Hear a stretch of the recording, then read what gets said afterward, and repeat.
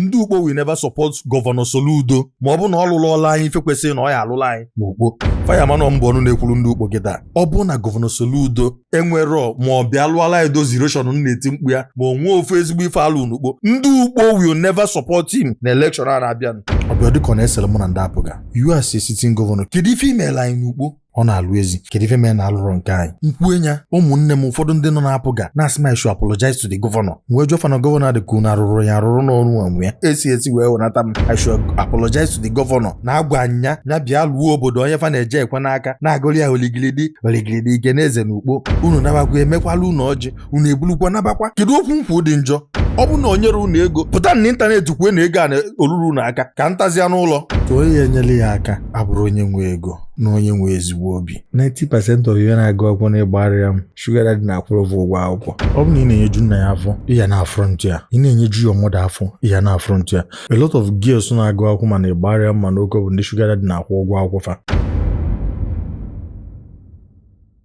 anyị kwuru okwu agụ na vidiyo na-emeka bụkwa ọ dịkwa ọnọdụ ka agwụ ka ihe inwe ikwu maka ihe na-eme na Anambra steeti dibịa asị ụka asịrị ụfọdụ asị na a na-agba ndị omenala wọọ apụta m ụwa na-anụ na anyị nwere dibịa enwe omenala nwee ụka n'ọgatagwazi anụ na-akpọkọwago ndị dibịa o nwee inu my dad na-atụrụ m mgba ọ na-asị na osimiri adịghị eli onye ọ na-afụrụ okwu ya ịghọta ife onye chọkọfụ ije na-enyo ndị dibịa na-asị na ndị nwa na-eti na peer pressure ọ ịchọjeva ọ ịchị ikilifa enwere a lot of native doctors ma fa frame na anụnube one day sfa jugodo mese ndụ agbanụkwu ọdị m afọ na nkefa ọ bụkwa ma omete nke ahụ efu a na-eme I don't think it's right amalụ m ife mmalụ na ọka dị omenanị dị n'ụbalị ọgwụ ego mgbe eji wee mee kezafọ ụmụ billionaires club fime a na-eme mgbe amalụ m ife ma na a na-enwe ife dịka ọgwụ ego and others oge ego soluzi atọ na echekwa ndị mmadụ lọchiwe biko dịa gọvanọ ya ji ekpochie ya kpọnye pụọ ndị okpochi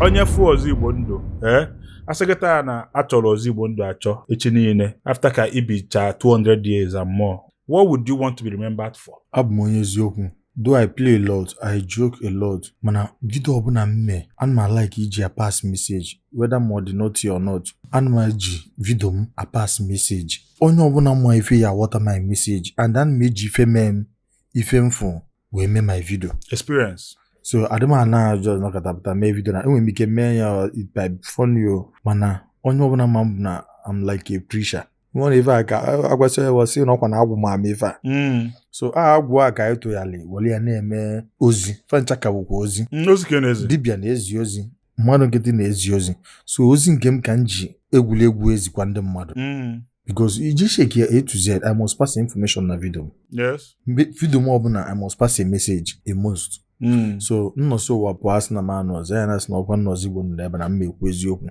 o nwere organization nnọ mma a na-emegbuo mmadụ eziokwu a ka mma na-akwụ na ya onwe nke nkwu maka ndị apụga ka na-ese okwu asị m Gọvanọ Soludo esi bịa alụala anyị erosion dị n'ukpo and ya ka mkwu ya ka na-ekwu ọzọ wee na-agwa ya na ọ bụ na arụrụ erosion a dị n'ukpo na ndị ukpo we never support him fasị m na-ekwuzi n'ihe okwu dị otu a. My name is Ozoigbondu. I am who I am today because I do land banking with Pine Leaf Estate and Properties Limited. With Pine Leaf Estate and Properties Limited, land banking is a must. You as a sitting governor, kedu ife email ukpo? Nothing. Mana ana m anọ na-ekili vije na-ekwe ata eze n'aka. Kedu ife email ukpo? He's trying. Ọ na-alụ ezi. Kedu ife mee na alụrụ nke anyị? Ọbịa dịka ọ na-esere mụ na ndị apụga. Kedu ife mee na ya alụrụ ezi ukpo? Obodo ata eze nọ na vidio nnukwu ọ sị na ọ na-enye ndị Anambra 5 billion. We have the money but we don't know how to share it. Only the governor knows how to do it. Ewe nye 5 billion. Bịa lụọ nna anyị ukpo onwe bụ ofu mkpụrụ ife ọnwụ enya kwue kedu ife o mere anyị n'ukpo so eziokwu a na-ekwu nwe ndị ọya na-agbakasị arụ nke izi nkwu a lot of them were calling me on phone bring it down mee nke otu mee otu a kedu ife imere anyị n'ukpo so ọ na-aga nkwu dị eziokwu efuka na ọkwa nna laikọrọ dị eziokwu mana ama m na mbọsị nnọsịrị na fayas na ọkwa nna onye anọ nọọsụ ya nwere the right ọ kwasị ya ekwu okwu a na-afịa ndị mmadụ arụ okwu asị sitting governor afụgo m ife ị na-alụ na nke ndị ọzọ ị na-alụ batanụ be anyị nwere like 2 or 3 big erosion na-elizibe ndị mmadụ nkwuenya ụmụnne m ụfọdụ ndị nọ na-apụga na-asị ma should apologize to the governor wee jụọ fana gọvanọ dị ka unu arụrụ ya arụrụ n'ọrụ onwe ya ọ dị ka unu ọnụ nwezi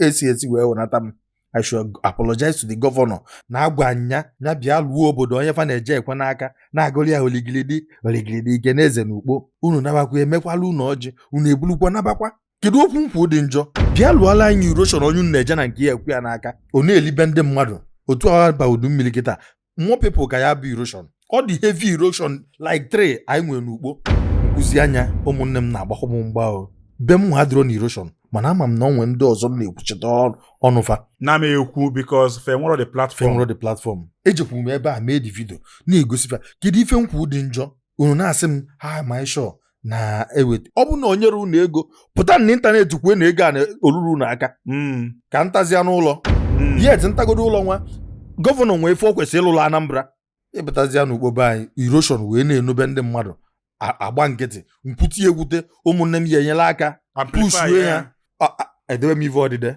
Gbam I should apologize to governor the way I talk to him governor nke my dear governor Soludo that is there to serve you Soludo nke anyị nwa kuruzia n'ọnwa nwe enwe ike ọ bụ na gọvanọ na-enekwunu the big man anya bụ Ataeze enwe ike ofe ile na mbịalụba ọlụ na bịa Ataeze nọ mkpali ebe ọ bụ na enwe Ataeze n'ukpo nyela Anambra 5 billion naira wetara na ofe ile nọ ịbịa na be master ịlụ ọlụ. What do you have to say about that? Gọvanọ a gezie m ntị taa ana m agwa ya bịa alụgodola anyị election that erosion na-emebe anyị ya bịazie alụ anya na-arapụzie ife Ataeze ya emeli ya ya bịa alụgodola ya n'ọlụ ya onwe ife afọ na dọrọ ma ya bịagodo ụlọ ya onwere ofu mkpụrụ ife nkwu ana m ekwu ya luwe uchi onwere ofu ife gọvanọ Soludo mee n'ukpo onwere never onwere ofu onwe ya bịa gosi anyị ofu mkpụrụ onwere so mana ukpo bụ ịbata ibulu ike na onye bata obulu ike onwere never one ofu so aka na-ekwu ya ọ bụ na gọvanọ Soludo enwere ma ọ bịa lụọla edozi erosion na-eti mkpu ya ma onwe ofu ezigbo ife alụ n'ukpo ndị ukpo will never support him na election a na-abịa kwubu ya na-asị m bring it down ka Jason fọrọchira ndị egwuregwu fireman mbụ ọnụ na-ekwuru ndị ukpo kịta ndị ukpo will never support gọvanọ Soludo ma ọ bụ na ọ lụlụọla anyị ife kwesịrị na ọ ya alụla anyị n'ukpo ekene gị no. For your best live streaming experience, where you as a creator can earn and the followers earn too, download the Heyom app. For end-to-end secure messaging with awesome video and audio call services, download the Heyom app. The best social media platform on board now is Heyom. Heyom. Heyom. Download the Heyom app on Play Store for all Android devices.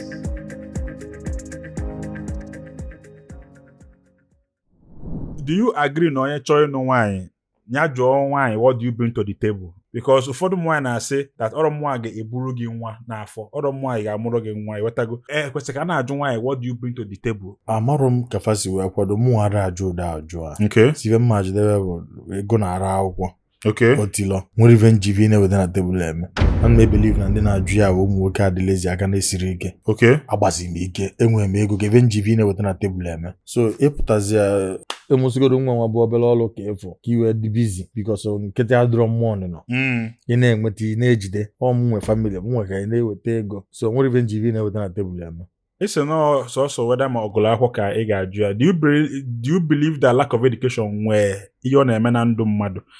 based on who I be ekwesịrị m ịnụ onye gụọ akwụkwọ ka ọ represent nwere m n'ilo na ọ pụ ebe a ma isi ka isi na wọz na-esinekwa nwunye ọzọ Igbo si na gịnị so it's just about representation ọ bụrụ that nọ na-affect their character ma ọ bụ who they are ma ọ bụ how they think.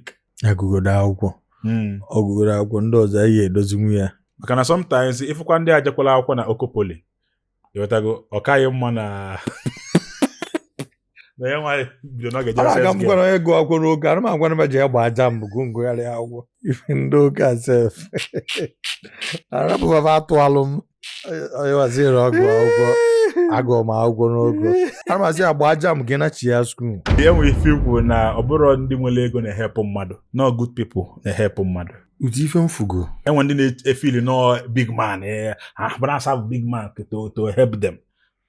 onye ekwugwu ife dị otu a bifo big man na-afịa arụ bifo of help anyị ọ na-afịa ezigbo arụ onye ya help bụ ezigbo mmadụ nke anyị na-ekwu ya luo oke eke onye help m ebe a nọ Pineleaf Estate Dr. Bishop mịa ma ụmụnne ya I don't know if you understand me ọ dị ndị a kedu efe asị kpọtakwa na ege ebe onye ka ebukwanụ wee pigile ekwe nọ ka fachọ kwechili chanafa nwesịrọ ndị fafo si n'ezi faya emia mana fafo ga-efu ife imenwu kwechili sị ka gị na famili onye nyere ya aka bụ ezigbo mmadụ not just onye nwe ego chọngwali ndị nwe ego mmadụ faya ajụ adịghị kpọba baba na-eche mbọsị emegide ofu Mr. Justin post onye na status fa akpọ ya na fo sendegaro m video am for na status aya kịta but you dey see my status all this while you see the picture you see the video you no post am you don't do am anything mana ozugbo Ọfụ na ọ gabago.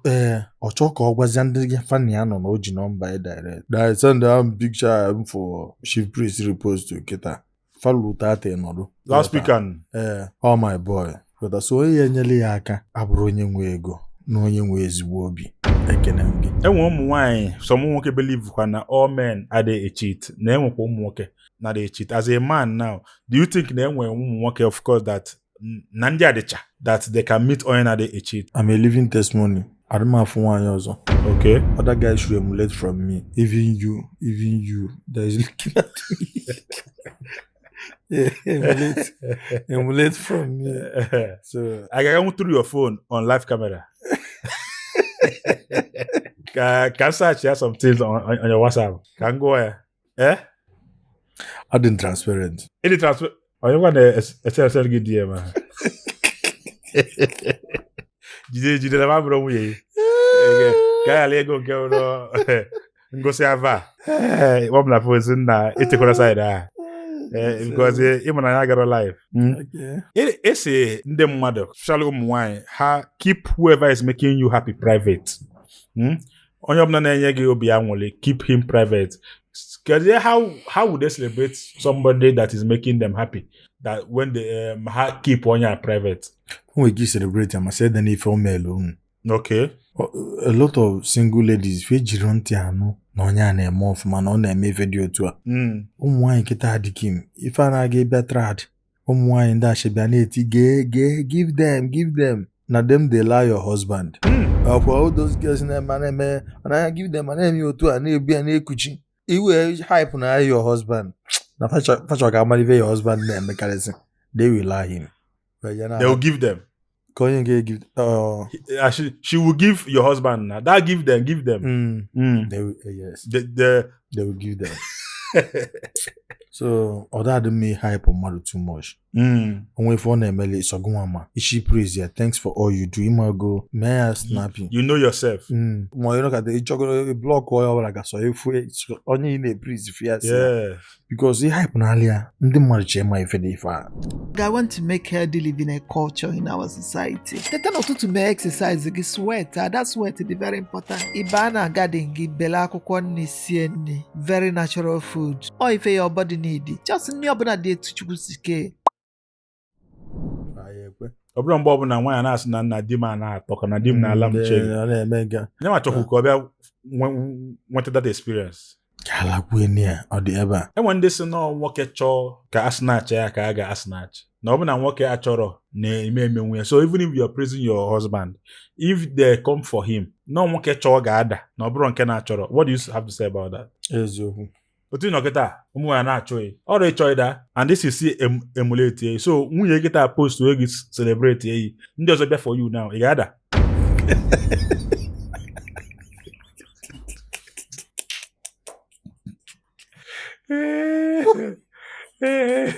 Mims akalia na video ahụ Mims akalia Mada Imada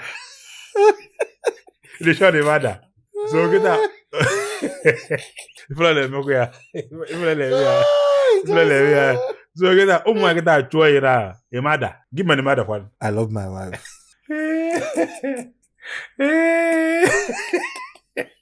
My God. Man, your wife have your heart now. Others can have your prick. As for that, love abro never called never. What do you have to say about that? Now, love abro hija mogi weme. No hijo bigi weme. I love my wife. I'm women for my wife. And when they believe na nwoke nwere ike la how many ogala mana ofu nwaanyị call love and ofu nwaanyị jobie na that na you cannot determine who a man love by who he sleeps with, that a man can sleep with anything mana ofu nwaanyị call love. He agree with them. Okay, ka inwekwu. I love my wife. So now when if I'm needing, Odogu, please.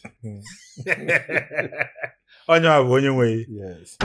ikwulu okwu ndị na-enwe sugar daddy ha na-adị jealous ụdị ha adịcha onye nwe sugar daddy chọọ ịnụ di sugar daddy ya adị jealous na-asị ya you want to leave me ụdị ha adịcha Ọ dị ịma na ebe anyị dị anụ ife bụ na a lot of people na-eweta line complain na DM ya a lot of girls na-agụ akwụkwọ mana ịgbarịa mma n'oge bụ ndị sugar daddy na-akwụ ụgwọ akwụkwọ fa so ọnọdụzi ya di na-abịali ya ọ sị na this man will dey pay my school fees achọkwa ka nnụa this guy sugar daddy na-eseletizili ya onye ya anụ marriages niile sikwa ike sugar daddy na-eseletizi onye ya anụ na-ajụ ka ebe dị guy ya eme ka ebe dị guy ya eme nwuri ya ọ na-eme onye na-emere ọla ya ka ebe dị boy na-alụ send go the picture ka mfu sugar daddy 90% of ihe na-agụ akwụkwọ na ịgbarịa m sugar daddy na-akwụrụ ụgwọ akwụkwọ 90% ịgbarịa m nke ịgbarịa m sugar daddy bụ ihe na-akwụrụ ụgwọ akwụkwọ si n'ọgwụ so ọ bụ na ịbụ a father ma ịbụ a mother nwee daughter na ịgbarịa m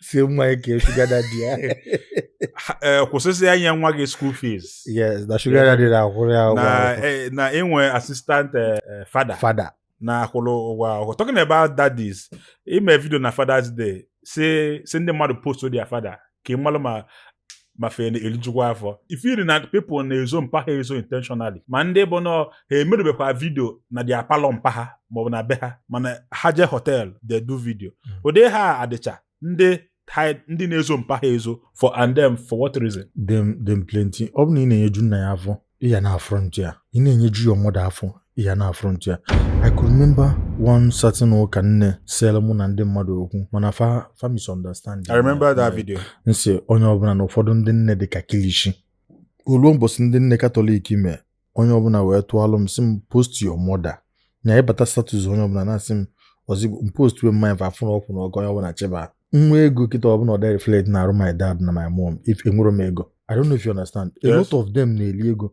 mana ịbata befa na-achọ ka ịfụzi that waya ya fụrụ ya na arụ mmafa ya fụrụ ya na arụ mpafa onye ego nro na ezigbo akwa ka oyi faka na-eli ada na befa ikpebutere isi na-ata sogbute ya afọzi fara my family adịrịgo n'onwe enwe m ego ị nwere akọ pụrụ iche ịchọ ka ụwa nọ ị nwere ife dị n'obi ịchọ ikwu gbam ị nwere ife dị omimi ịchọ ka onye ọbụla malụ o nwere akala aka izola ezo ịchọ ka ụwa fụ na inwe passion for bịa na Gbam ka ụwa n'onu ị nwere biznes ịchọ ịkwụnye n'ọkụ o nwere product ịchọ ka o soro na Gbam ịchọ ka ife ị na-ele ife ị na-eme na-aga as viral as Gbam we are here for you contact the number on your screen ka ịkwụnye n'ọkụ ka ịfụ na ọ na-eme Adamuaka Gbam is the biggest Igbo interview in the world. Come and find out for yourself.